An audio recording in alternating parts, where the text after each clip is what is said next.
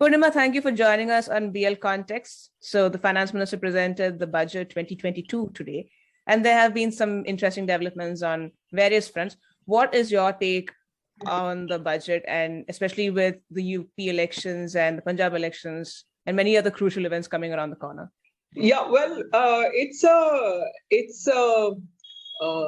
it's not at all a populist budget, actually, as some would have predicted. One was expecting some sort of stops and concessions, given that UP elections are underway.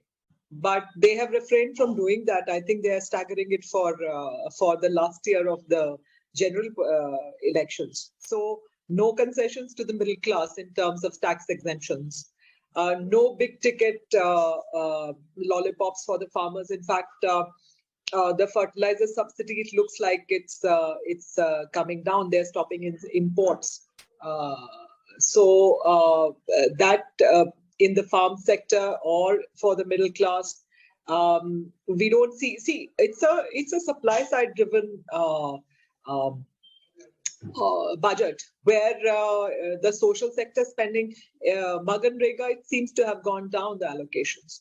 So we are not seeing a very big push on the social sector, or no big welfare measure, new welfare measure that has been announced.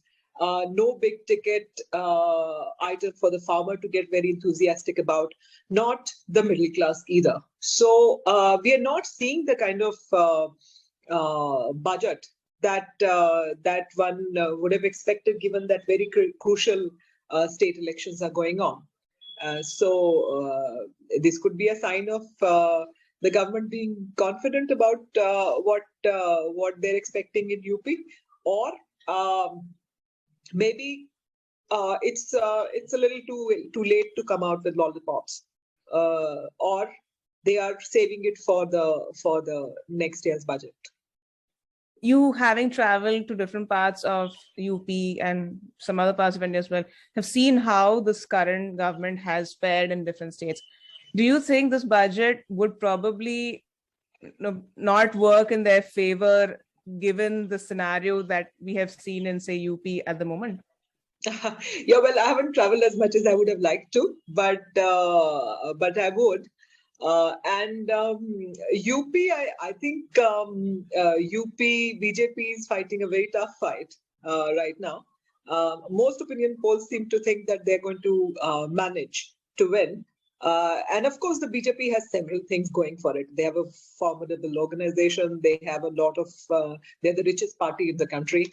They have the ability to mobilize communities on, especially on the back of their welfare measures, free rations and PM Kisan and so on. So, so they say they are always strong on the ground with their footfalls and also their organization and money power. But UP seems to be also giving a tough fight. So it seems to have become a bipolar contest. Akhilesh Yadav seems to have galvanized quite a bit of the OBC vote, and he's managed to turn it around into an agda pichda, as in like a more caste-based election rather than being a communal election, which suits the BJP. Although they're trying very heavily, with Mandir talk and with the Home Minister going and saying you will elect Azam Khan and not Akhilesh Yadav if you choose the Samajwadi Party. So so that kind of overtone is being given by the BJP, but it's not an easy election. It's not as easy as I would have expected for a party which got over 320 seats in a 403 member assembly. So they were very comfortably placed in UP, but they're suddenly facing a tough contest from the Samajwadi Party. So in that, this budget with no frills and no sops for the middle class, well, it's not something they can sell. That's what I would say. Right. Yeah. Well, thank you for the quick take on BL Context, and we hope to get back to you soon on more election updates and how things fare in the upcoming events. Thank you so much. Okay, thank you.